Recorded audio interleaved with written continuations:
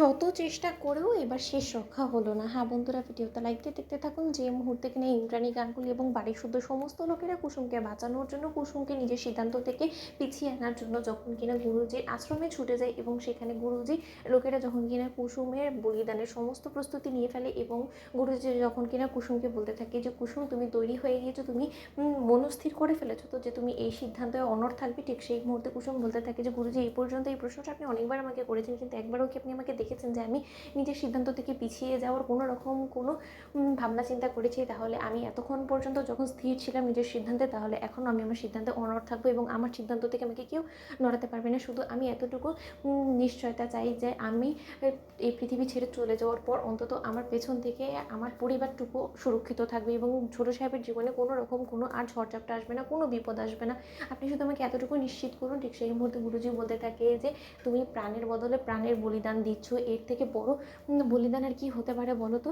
যে মানুষটার জন্য তুমি নিজের জীবন দিতে চলেছো, সেই মানুষটা যদি সুরক্ষিত নাই থাকে, তাহলে কি আমি এত বড় একটা বলিদান তোমাকে দিতে বলতাম? আদৌ কুসুম বলো তো? আমার এত বছরের সাধনার জীবনে আমি কোনোদিনও এরকম মানুষ দেখিনি যে কিনা নিজে মালিক পক্ষকে বাঁচানোর জন্য এত বড় একটা ঝুঁকি মন নেয়। তোমার এরকম একটা বলিদান দৃষ্টান্ত হয়ে থাকবে কুসুম।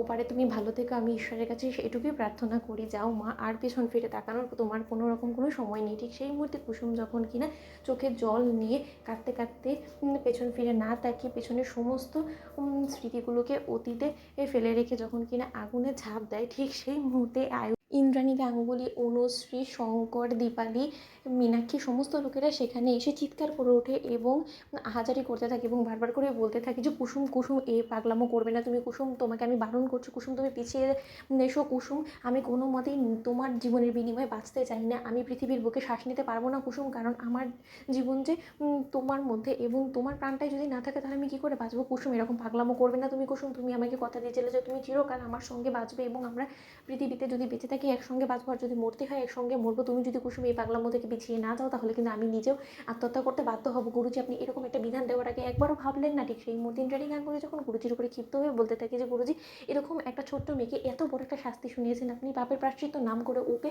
নিজের জীবনের বলি দিতে বলেছেন, অথচ সেই সমস্ত কিছু সম্পর্কে আপনি একবারও আমার সঙ্গে সলামশরা করারও প্রয়োজন মনে করেননি। আপনি কি ভেবেছেন যে আমি আমার ছেলেটাকে রক্ষা করার জন্য আমি এতটাই স্বার্থপর হয়ে যাব যে আরেকজনের মেয়েকে আমি কেড়ে নেব, ওর জীবনটা আমি বিসর্জন দিয়ে দেবো? এতটাও স্বার্থপর অন্তত ইন্দ্রাণী গাঙ্গুলি নয় গুরুজি।